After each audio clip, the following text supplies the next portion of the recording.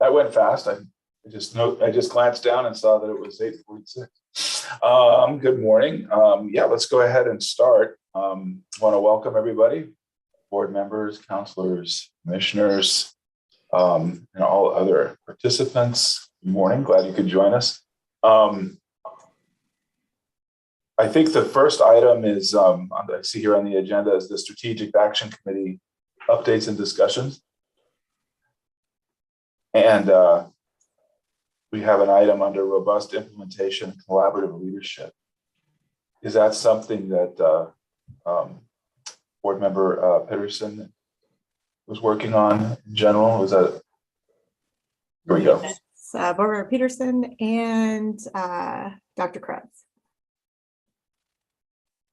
And Ellen when she gets here, but she's nice. So, Marjorie, do you want to jump in and start the conversation, or do you want me to do that? I'm happy for you to do that, and I will monitor the chat for questions and comments. How's that? Okay. Do you want to explain what you've put in the chat? I can do that for you if you like. And I just added it again in case folks have just joined us. If I could ask one of the ABC staff that are co-hosts to watch for the attendees and move any panelists over that need to be moved over, that would be fantastic. What we're going to be talking about is an assurances document. And just really quickly, in the past, ABC has had a join the network agreement, which really just said, hey, schools, we would like you to do this, ABC is going to do that, and we're going to work together. We haven't done that in quite a few years as we've been growing, and now that we've expanded to include charter schools within the network, the ABC team, in partnership with the Robust Implementation and Collaborative Leadership Group, really started talking about how do we make sure that everybody who's in our network is on the same page about the minimum of what we do as community schools in the ABC network. So taking a lot of the work that the Robust Implementation and Collaborative Leadership team has done, we all came together and developed a document, at the start of a document, I will call it drafty draft, to try and make sure that the standards and the critical practices that came out of the committees, as well as some of the like the code book and things that committee has presented to the board are reflected in whatever school might be affiliated with ABC as a community-wide leadership team. And just a reminder, any school that has a state-funded community school grant, planning or implementation, is expected to participate or belong or have a community-wide leadership team. And because ABC was in existence long before the grant program at the state expects them to belong to ABC. They don't want multiple community-wide leadership teams being established. So this is another reason why this is kind of something that we feel we need to really move into. I've put in the chat a copy of the document. The committee is going to talk to the board about that, but also we would like to engage the folks that are with us, the attendees that are with us, to ask questions or give comments. The document itself is set for comments only. So if it's easier for you to just put a comment in that document as an attendee, then we can pull those documents, we can pull that together for the next committee meeting. So just feel free to engage in any way that you can. We really want to have different perspectives. The board has a lot of perspectives that are not necessarily focused on what ABC, the team, it's our internal team or the committee might be. So please just give us your thoughts. Turn it back over to you and Marjorie, Barbara. Okay, just to add on to that, I think what we are committed to is the fact that community school is not just a label, that there are a set of practices, best practices that we know based on experience and evidence and research that really do impact what happens to children inside of a school. And so it's really important for ABC, I believe, to be able to really pull all of that data together to really understand what's going on within schools, and also to say you're not a community school by simply calling yourself a community school. That the code book has been developed so that there can be a lot of reflection and orientation within a community school council, that the standards really lay out that it's not just one simple label, but there's really and truly a complex relationship between community providers, between the school staff and families and community, that has this complex relationship that makes community schools have the depth of impact that we need them to have.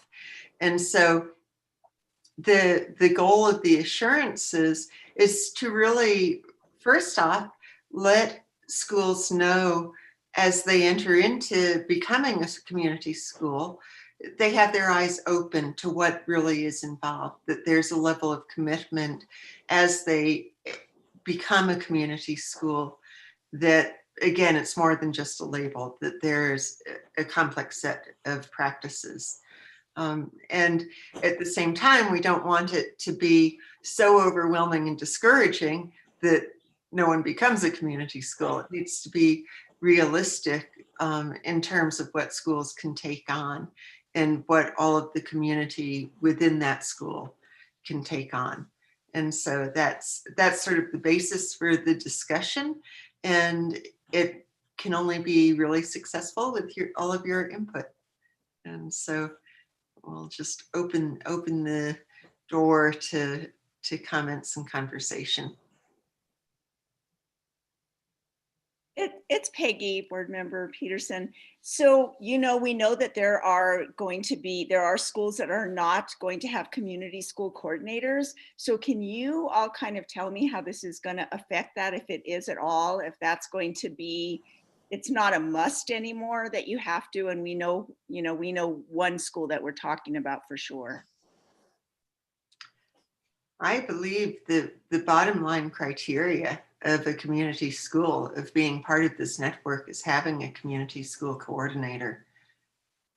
Right. When I was looking at the draft, it does say that. So I'm just wondering then, I don't know who knows that answer. Is this kind of like a mandate? You're going to have a community school coordinator to be a community school? I don't know who has that answer. It is in state statute. In order to be a community school, you have to have a coordinator. Now, that doesn't mean that if you're in transition, that makes you not a community school. Like if you have a vacancy, obviously that's going to be an issue. You're still a community school if you're going to hire.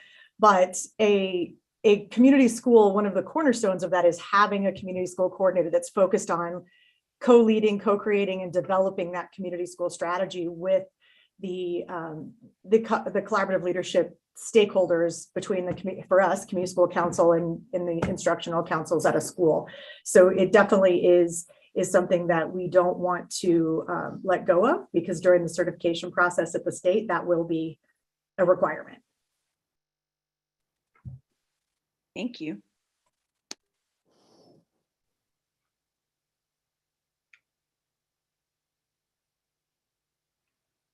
I guess my only question is, because I've noticed in the document, we want them to utilize data and such to like guide their pieces. Is there a reporting requirement, that also sets them aside, that, because you are a community school, there's also like, I read I briefed it really quickly, so I don't know if that was part of it as well, that, there's kind of this expectation. So, because I understand what we're trying to do is we're trying to evaluate apples and apples, right? So that we can really tell the impact of the network of community schools. And so I'm hoping that they are also willing to participate in sharing that data that is so important for us to be able to show the impact across the network.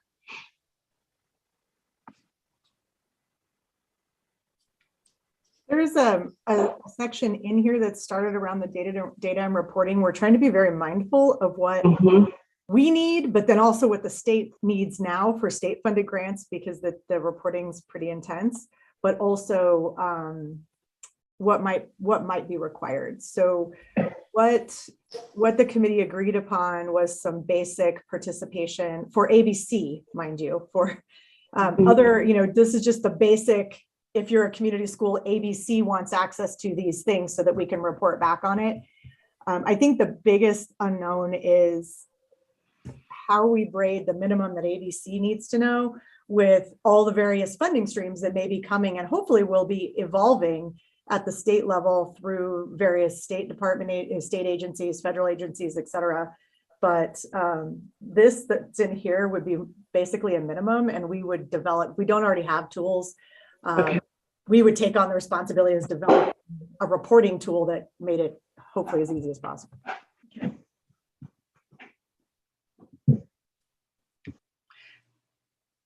I think one thing that would help the committee, just sort of broadly, what are people's thoughts about the value of having assurances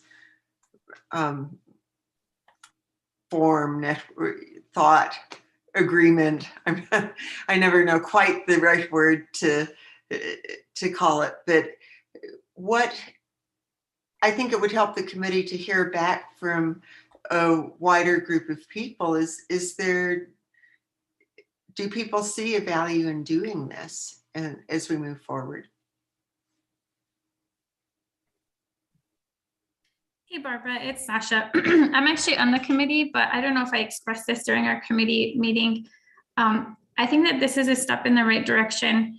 Not so much about compliance. Like we don't want, I don't think we want schools to feel like they have to be in compliance. It's more about like a movement towards excellence. And so if schools are all agreeing and there's some consensus around this is useful, then I think that it's a tool for us to move in a direction where we are, comparing apples to apples, but we're also providing different spaces with the resources they need to be successful for families. And so I've been really excited about this. I think we're definitely moving in the right direction.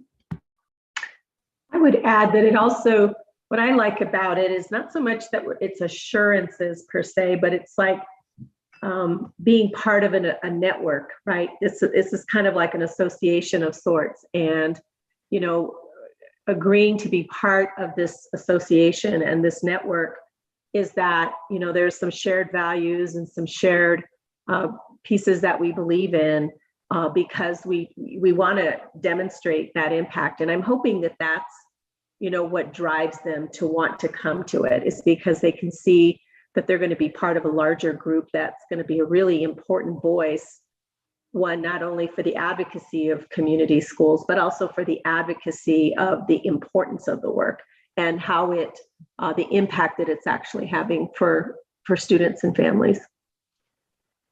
And I would again just echo all the sentiments expressed here. I got excited when I saw the document because it is about standards. How do we apply a common set of standards around the implementation of a very effective community school partnership within schools? And so I just think it's fantastic, and it does lay the groundwork for better alignments.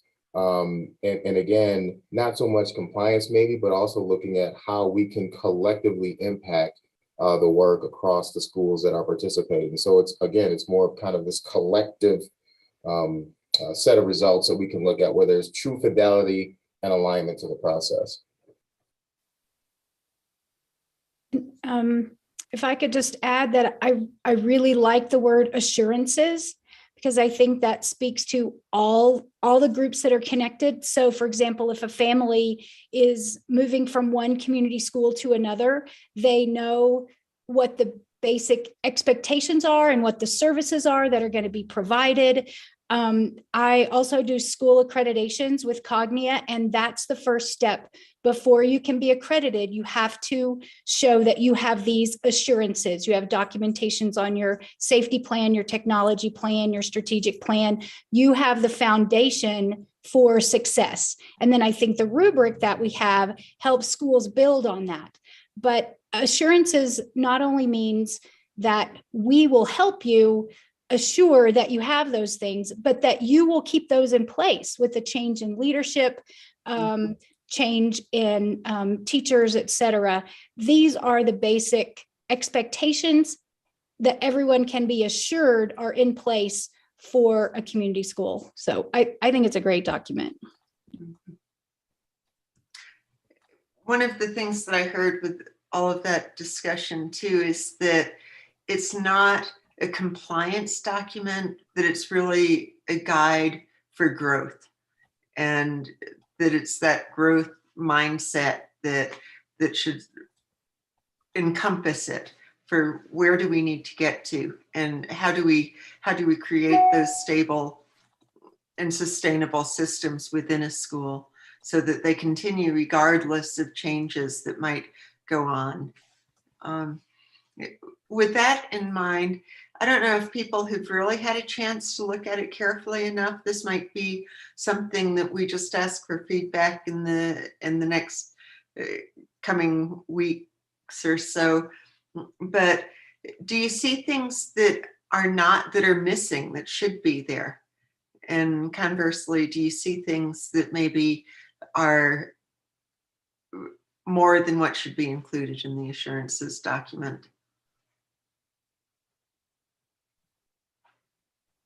I'm wondering if we have like a small group, and this is just a suggestion, but maybe a small group of principals and coordinators that take a look at it to provide some feedback. That might be kind of another vetting process, because I'm sure what we see is not the same as what they see. Or maybe even families.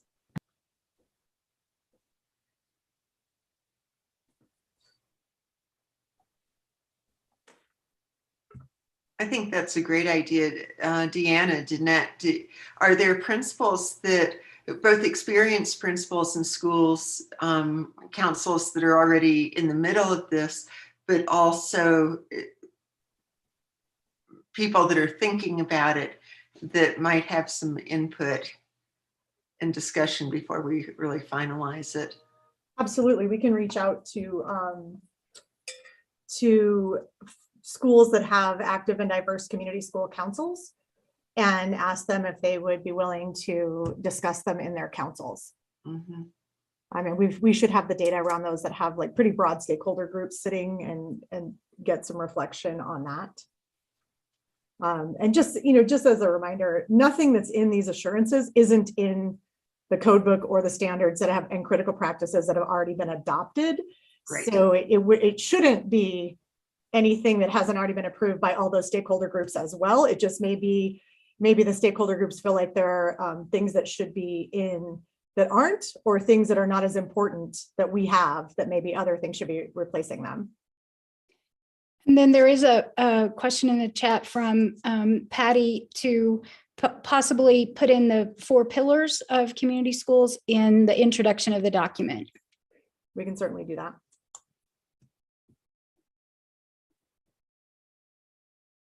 We can also put active links in it so that people, when they have a PDF version that's electronic, that we can click to the state statute, we can click to other critical documents that ABC adheres to or has adopted as well.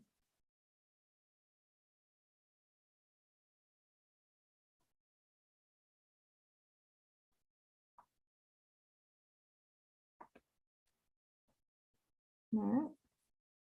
Do we have any other input or comments on this discussion regarding the assurances?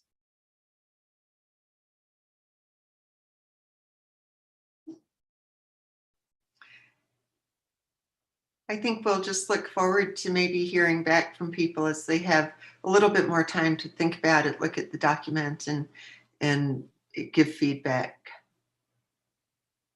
And please feel free to just send me an email. Just send the emails directly to me and I will incorporate them and hand them over to the committee and the staff and Deanna, who staffs this committee, and make sure that we are considering and incorporating all of those things. But then Deanna and I will also reach out we'll take a look at everybody's data to see who's got the broadest voice at the table to gather some impact. Danette, just one more thing for me, since I'm relatively new to this. Do you have the statutory language as well? Something I'd be interested in taking a look at. Just as sure. larger. We can definitely send that out as well, and make sure that people have. We can maybe create a Google Drive, or for those that can't, we can do attachments with all the various documents, the standards, the statute, the current code book that's being used. And we are looking, just so as we're looking, for next school year, of course, that this would be something in July that we start to deploy and connect with all of the schools that are coming on board once the state grants are awarded. In the event that there are new state grants that go out in their schools that we aren't working with.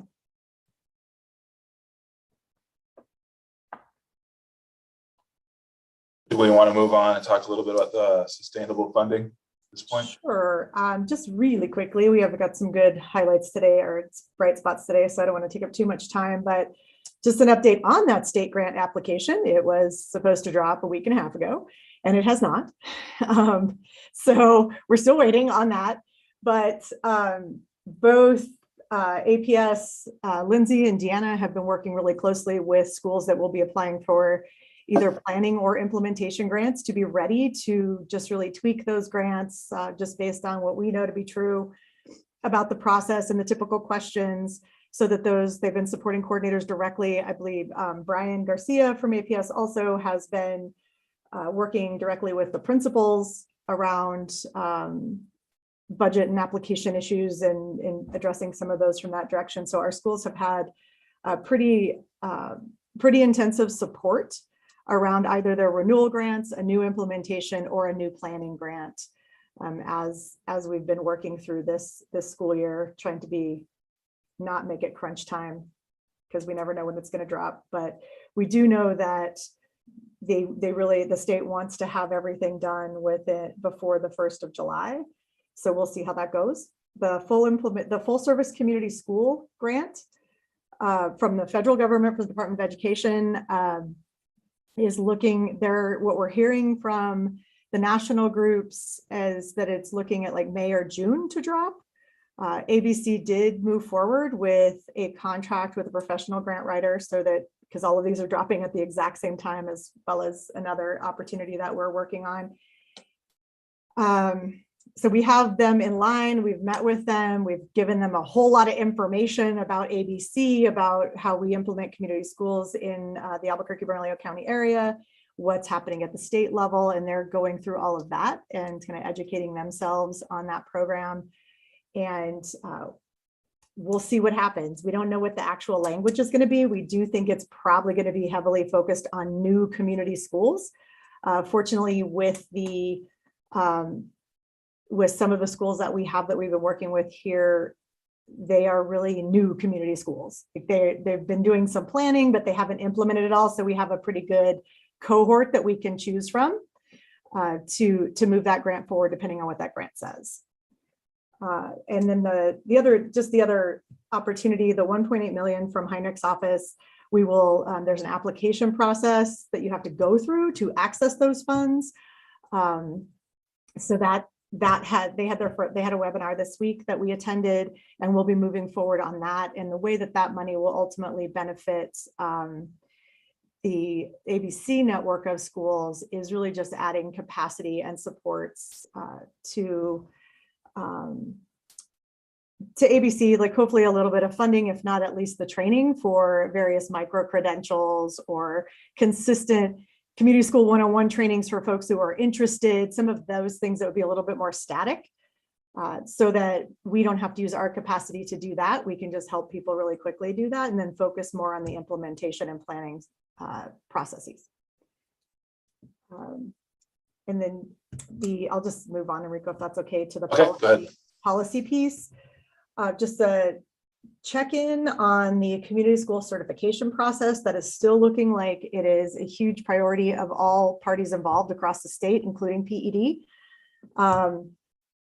As ABC, we've been working closely with the anchor groups of the Coalition for Community Schools in New Mexico and crosswalking the code book with rural communities, with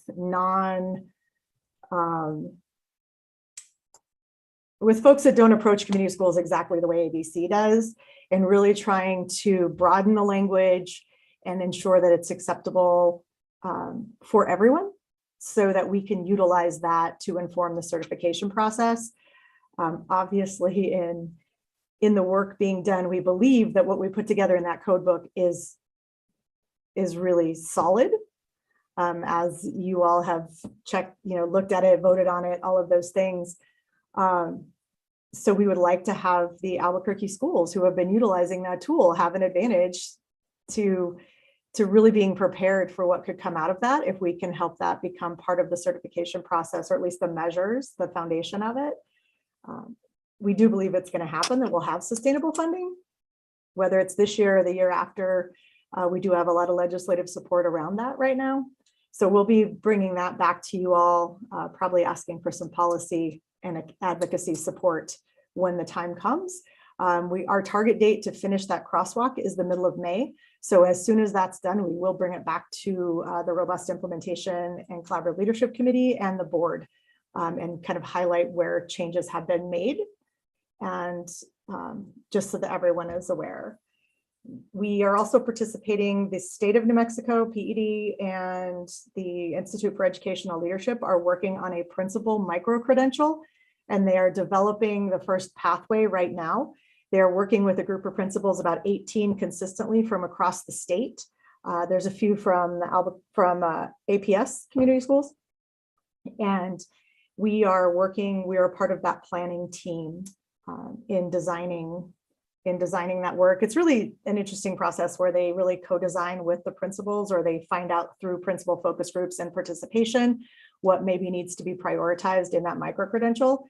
And experts from Institute for Educational Leadership are designing it. We're really there to hold the container around community school strategies and that work, and also bringing partners to some. We're going to have some focus groups with partners and teachers, and hopefully teachers, partners, and coordinators to give input also on what makes a strong leader from their perspective.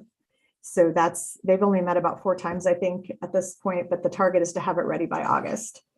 Then the last really cool thing that happened on March 25th, ABC was invited by the White House to present to the Domestic Policy Council on what we thought would be helpful administratively at the federal level to really remove barriers for community school development in our states. So we were one of really 3 kind of initiatives. Everyone else were researchers that presented. It was interesting. There's about 35 different department folks on there. It was really all of the people that lead departments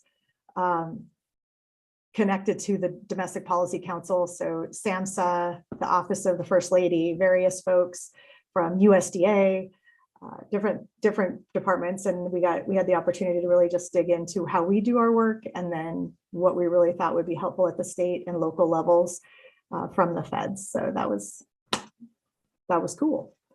And there were only 12 people presenting. So ABC rose, and it was not Jose that got us invited. I just want to say it was someone else who had heard the ABC words in various spaces. Because I asked Jose if he did it, he said I didn't do it. So it was, our reputation got us there. So thank you for all of the support that you all provide to us to be able to do that work. Enrico.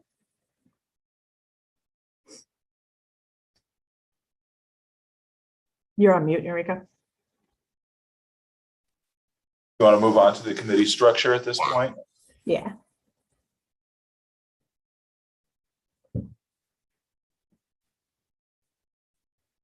And that we have about 3 committees, correct? We do. So the Sustainable Funding Committee really has 3 different areas. And what we want to throw out here today is just to have a deeper discussion after, but to have people think about this as we move into the next school year. The Sustainable Funding Committee really covers community school friendly policies and practices, policy and advocacy more at the big P level, and then actual sustainable funding, like the funding side of it and how we decide what we invest in, what process ABC will be doing to invest.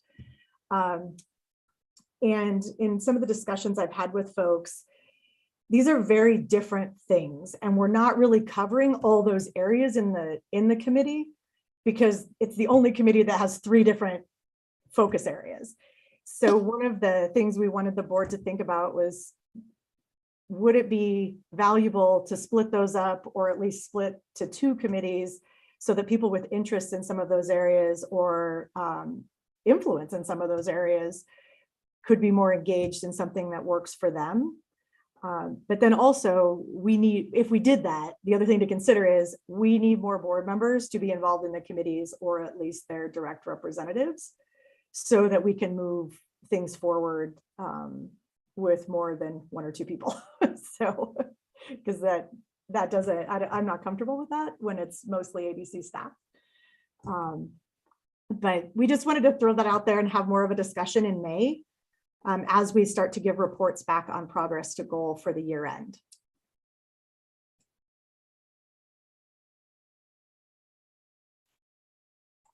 Did you want to put that maybe on the agenda for May?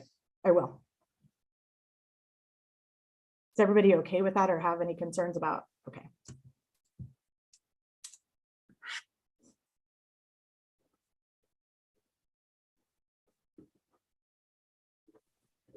So Enrico, it's Peggy real quick. So I don't know if this would go to you or to like Danette. Would it just be good to reach out to all the board, Danette, and see if they'd be willing to be on a committee? Because there's not a reason to split something up if that's not going to happen. So I just think reaching out to everyone to make sure that they would be willing to, because we don't want to split something up, you know, and we're not going to have the board members that are willing to participate. Will do. Thank you. Yeah, my thought would just be in May, we could have the larger discussion and have the board, all the board members been notified of that. Yeah, I can definitely send something out with kind of the options and the areas that are coming out of the strategic plan, that the things that folks were looking to achieve within those different areas. Okay, community bright spot. We've got a couple.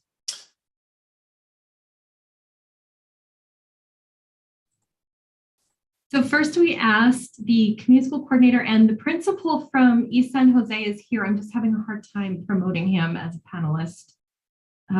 Oh, there he is. Okay, great. Principal Ortiz and Melanie Maestas are here from East San Jose. East San Jose are the recipients of a NMPED planning grant. And one of the major deliverables of that grant is a deep needs and assets assessment. And I just really wanted to highlight for you all today the amazing work that East San Jose did. So I'll turn it over to Melanie and Principal Ortiz. Go ahead.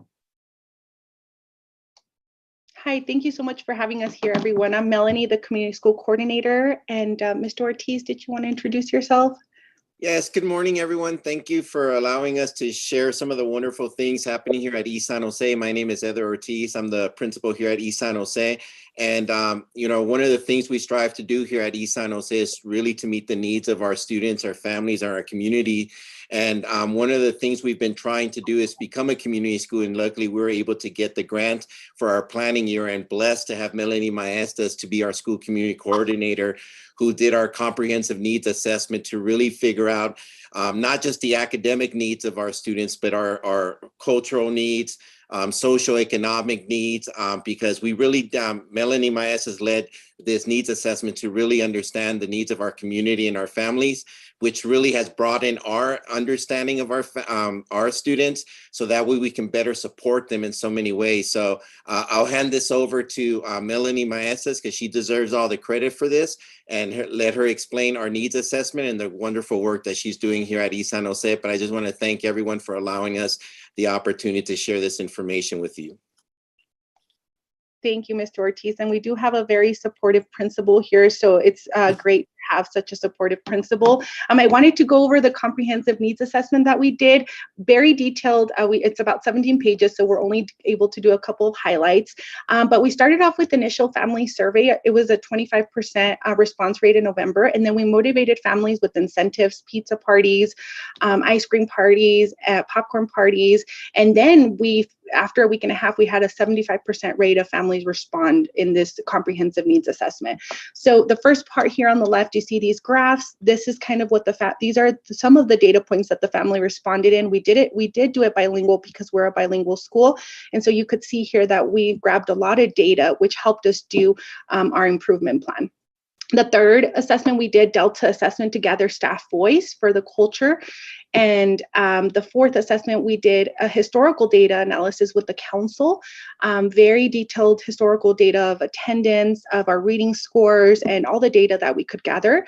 The fifth method that we used was meeting with students, families, teachers, stakeholders, and community members to help us with this deep assessment. And then we also did, council members wanted to learn about students' behavior and ways to motivate students to behave in school. Excuse me. And down here, you could see that we did get a lot of responses from teachers, and we learned about the students' behavior. And we did do a very comprehensive needs assessment. We had a lot of people in our community school council. We have students, parents, community members. Mr. Ortiz has always been there. We also had the Honorable Brian Colon help us with this assessment. And ABC has guided us through all of this process. So we're very thankful that they have given us the guidance and the resources to do this comprehensive needs assessment. The second, the implementation plan. So what came at the end of the year, this is what we were able to create as a diverse council. And we focused on the 4 pillars. The first one is integrating student support. We did expansion of our UNM medical and dental services. We have a clinic here and we want to expand those services.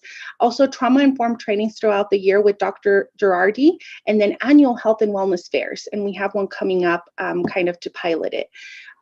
April 26th. And then we also did active family and community engagement. We're in the process of creating a family resource center based on our first assessment. We realized that families need basic resources, regular family engagement events, including the homework diner, and then also expanding learning and time opportunities. We did a closer partnership with our out-of-school time provider, and to provide more opportunities for our students. Also, Albuquerque Reads program is going to come and help us. They're going to come in 3 times a week to read to our children, volunteers. And then we're also obtaining student voice for expanding learning time and opportunities. We went into the classroom and we did assessments with the students, and it was great to hear their voices. Through our collaborated leadership and practices, we aligned the community strategy with our goals. So the goals that we focused on we based it on the 90-day plan as well. And is to increase reading scores, increase enrollment and attendance as well, and then family engagement. And through this, we created this model. And so we do student perform success, and then family engagement, equity of voice for decision-making, culture and climate development, and social and emotional development. So we did all this year, and thank you to everyone that it was involved in this comprehensive needs assessment. We're really happy that we're able to gather so much information to start the implementation of our plan. Thank you. I just want to add that East San Jose is also in the process of preparing to submit an implementation grant to PED as soon as that grant drops. And so I feel like this will be a very, very strong grant application based on this amazing work that they have done. Does anybody have questions or comments for Melanie or Principal Ortiz?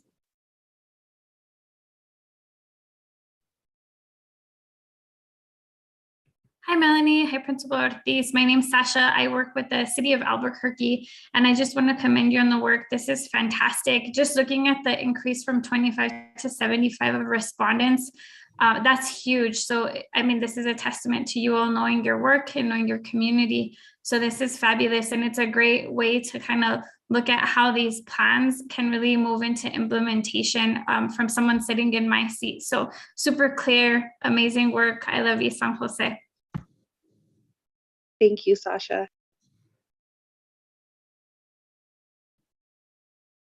Well, it's been a delight to have Melanie in my cohort this year. She's just brand new. You'd never know. She did such an amazing job. Really, it's really gratifying to have community school coordinators like Melanie in this cohort 1 who've really tried their best to follow the process that we have set out, and it's these great results. So I'm very excited to see what happens with East San Jose next year.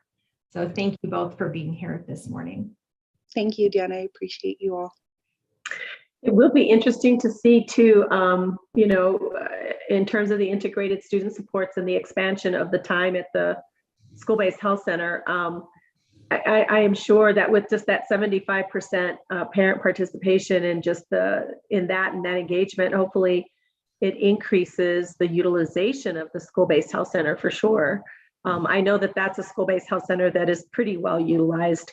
It's always been one that's been pretty active, but it'll be interesting to see if there's a greater utilization, because for many of those students, I would venture to guess that UNM is their medical home, and the fact that it's run by UNM and there's, they are there. That's just a great bridge to the way that they can get their health care for sure. Thank you. Comment in the chat that says, from Priscilla Juarez, who's with the medical group, that says the UNM School-Based Health Center appreciates the work of the community schools. So great. Well, thank you so much. We have another bright spot for you all.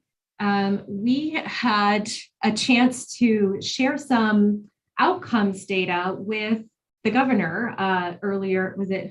I guess it was last week. Sorry, time goes by so fast. And so we sent up 3 stories, and this East San Jose story was one of them. And another one we highlighted was Garfield, and some really, really amazing outcomes that have come out of the work over several years. So Garfield took this process and then conducted it over several years. So now you get to see kind of what happens when there's an implementation process put in place. And Pam Campos, the community school coordinator from Garfield, is here today to talk to us about that. Pam, go ahead.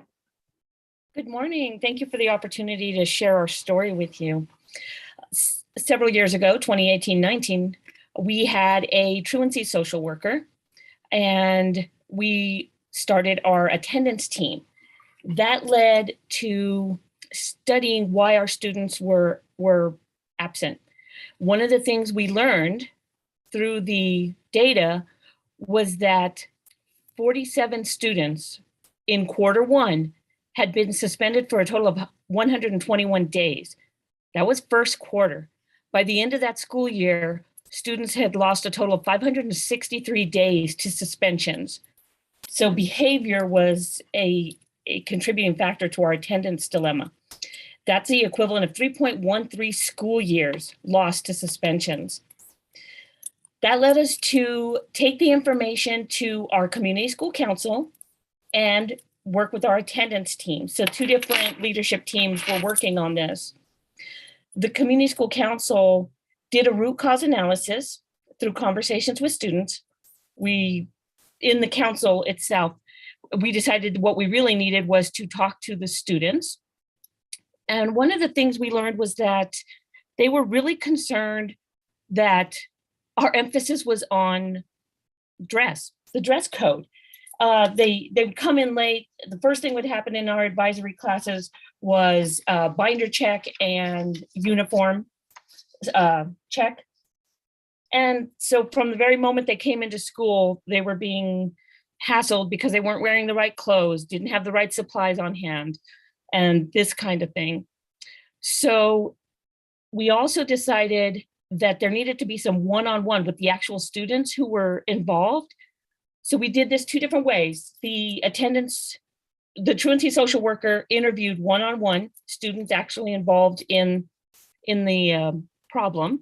And then we pulled some kids literally off the school grounds to come in for some focus groups, 3 different focus groups.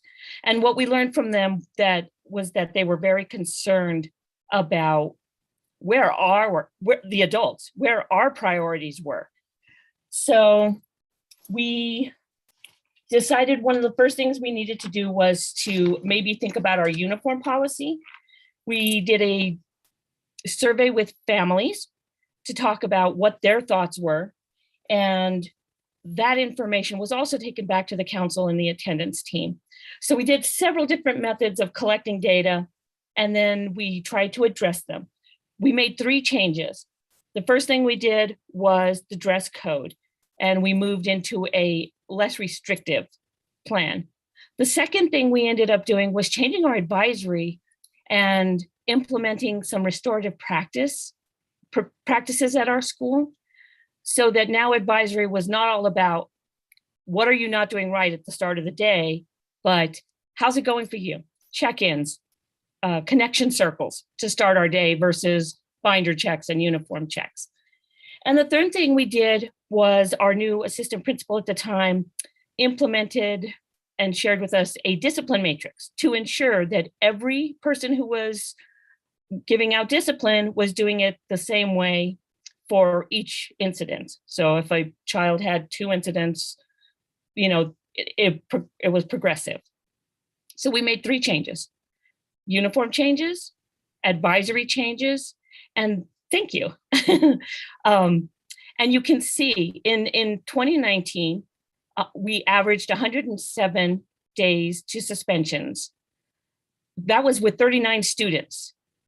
In 2022, at the time that we pulled the data, we were averaging 6 a quarter between 16 students. So the suspensions were shorter. If they got caught during the day, perhaps it was a quarter of a day, whatever the rest of the day might have ended up, so that we are only having about 6 per quarter at the time that we pulled this data. So you can see it was a 94% decrease in the number of days lost and a 58% decrease in the number of students that we were suspending. We only had 17 at the time we pulled our data, which was a huge change for us. And we can see it, the sort of the culture of the school has changed, because we're not looking for what's going wrong all the time. And I think that's made a big difference for our students. And if you look at the snapshots, you can see that.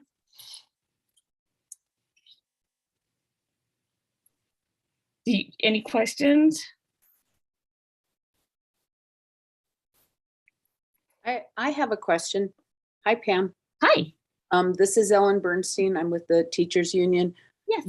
You also have restorative practice coordinator. Is that the right title? We do now. Yes, we do.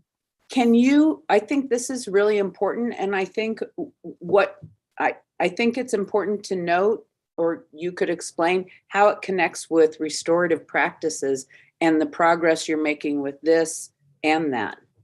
Okay, so our restorative practices coordinator came on actually when we were out, still on quarantine. So her real work began this year, and our advisories have been changed to start out with the connection circles. And if you're not familiar, connection circle is kind of like a well check at the start of the day, at the start of the week, nonetheless, to find out how students are coming back after their weekend, which is great. The other piece is when our students are suspended or are disciplined in some way, they go through a restorative conversation. So the connection circles are sort of preemptory, right? It's like everybody is involved, but the restorative conversations happen before a student comes back. What happened? Why did it go this far? How can we change it? Who do you need to have a conversation with? And how can we move forward? So having Erin here has been a blessing to us, because it's made such a nice change for our staff, because they're not being forced to start the day for themselves and the students in a negative way. So it's kind of a blessing. We're very happy to have Erin here. She has been awesome for us. I appreciate hearing about those two connections, because I think, what you're doing in terms of a positive start to the day, an asset base rather than a deficit base, having, all of this focus on relationships is really where we all need to go in our classrooms and schools. So thank you for that, Pam. Oh, thank you, Ms. Ellen.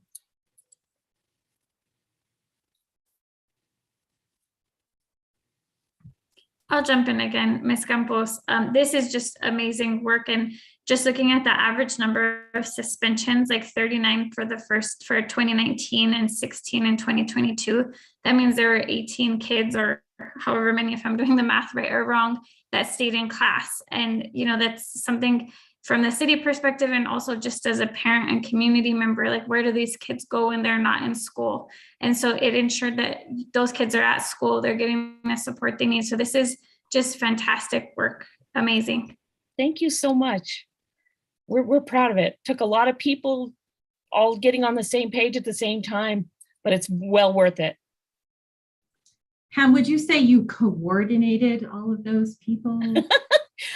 I would say I'm lucky enough to be in multiple places on several leadership teams. So sometimes there's some overlap, which really is beneficial. I think overlap is always beneficial. The more collaboration and the more eyes that see a problem, the more chances we have to solve the problem. So I don't know that I would say I am like the source did all this, because there were so many people involved, but I am blessed to be in multiple places to share what I know in those places and hopefully make a difference there. Well, it is the work of a community school coordinator to look at these data, right? Identify issues and then bring people together to problem solve all together. And that is what you Absolutely. did. So thank you so much for that, Pam, and wonderful opportunity to highlight Garfield. And I see that Board Member Peterson has a question or a comment. I was just going to say, I wanted to reemphasize how those two positions work together, and of the community school coordinator and the person who's focused on restorative practices. I mean, I say this over and over again, but I always feel compelled to say it, that really figuring out what works in schools and for children and families is complex, and there's not one silver bullet that's going to take care of everything, but you put together this whole complexity of resources and relationships and knowledge and support, and all of a sudden things start working.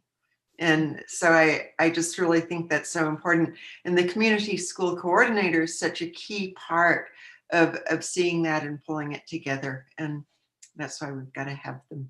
So thank you. We are blessed to have the opportunity to align what all the different groups are doing, because sometimes people are so focused on what their individual part is, they don't realize that they can work together and accomplish more. So it is it's a great position.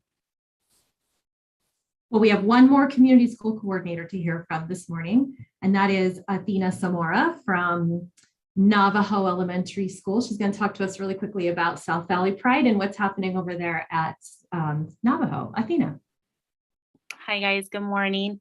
Happy to be part of this year's South Valley Pride Parade. It's going to be happening April 24th, and that's a Sunday starting at 11 a.m. I will be on the float, and I will be representing ABC Community School Partnership along with my partner, the Zapata Club. And the Zapata Club is a nonprofit organization that is in the heart of the South Valley. It's been around since 1975. And they provide shoes for our students and kids in the South Valley. What else? They have events at their club to raise money for these kiddos. And what they do is they will get in contact with the community school coordinator, and I will identify the students in need, and we will take them on a field trip in December. They pay for the bus, and we will take a field trip to Walmart to get the kids new pair of shoes.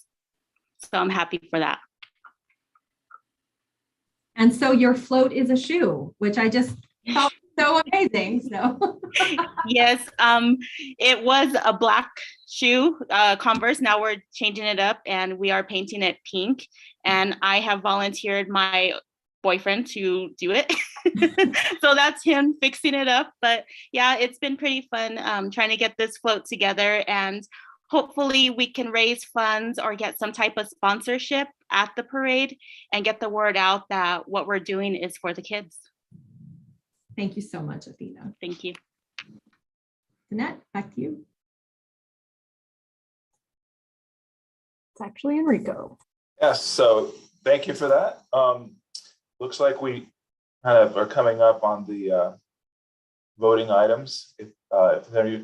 If everyone has reviewed the minutes from the March 10th meeting, is there any desire to approve those minutes from the previous meeting? Do I have a motion to do so? I'll move to approve. This is Sasha, I'll second. Okay, motion to approve. All in favor? We need to do a roll call vote. Do we have the county clerk here? Are we that formal? Motion approved. And then next meeting coming up May 12th. And we'll probably get a little bit of hope we get kind of an update on how the South Valley Pride went and some other items